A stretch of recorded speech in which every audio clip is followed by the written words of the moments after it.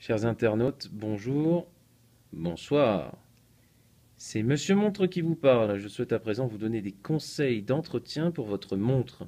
Généralement, en boutique, les détaillants vous disent que les montres à quartz et mécaniques devraient subir un service de maintenance tous les 5 ans.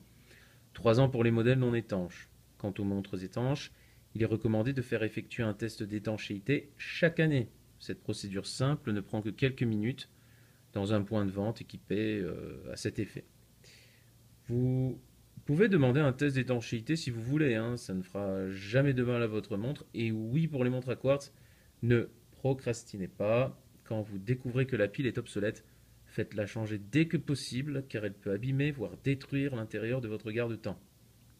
Alors, en revanche, un entretien complet tous les 5 ans pour une montre mécanique, c'est-à-dire démontage, nettoyage, remplacement de certaines pièces du boîtier ou du mouvement, remontage du boîtier puis remise du mouvement, ce n'est pas nécessaire. Il est normal que le vendeur reste prudent, mais ne vous inquiétez pas, il y a des signes qui vous permettent aisément de détecter les anomalies.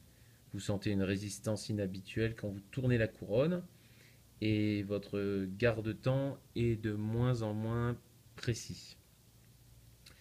C'est qu'il y a un manque d'huile dans les rouages. Donc si l'un des deux cas se présente, oui. En tout cas, cela dépend de l'usage que vous en faites. Si vous en prenez soin, qu'elle ne subit aucun choc, que vous ne dormez ni ne vous lavez avec, votre garde-temps pourrait être opérationnel au moins pendant 8 voire 10 ans.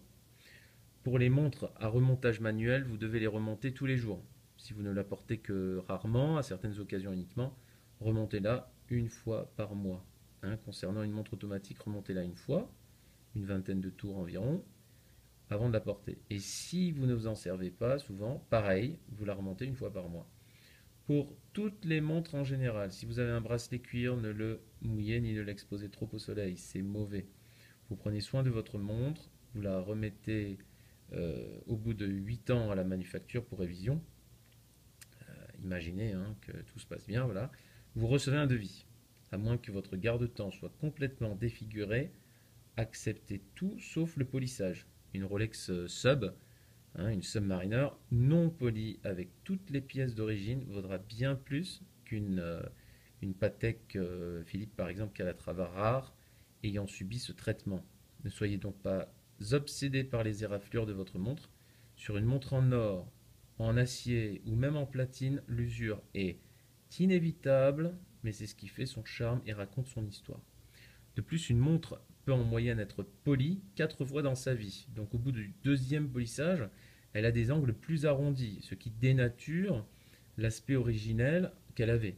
Donc pas de polissage, pas de massacre, s'il vous plaît.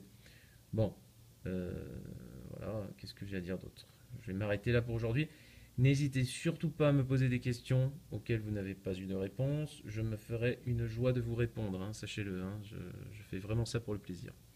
Donc à très bientôt sur Monsieur Montre.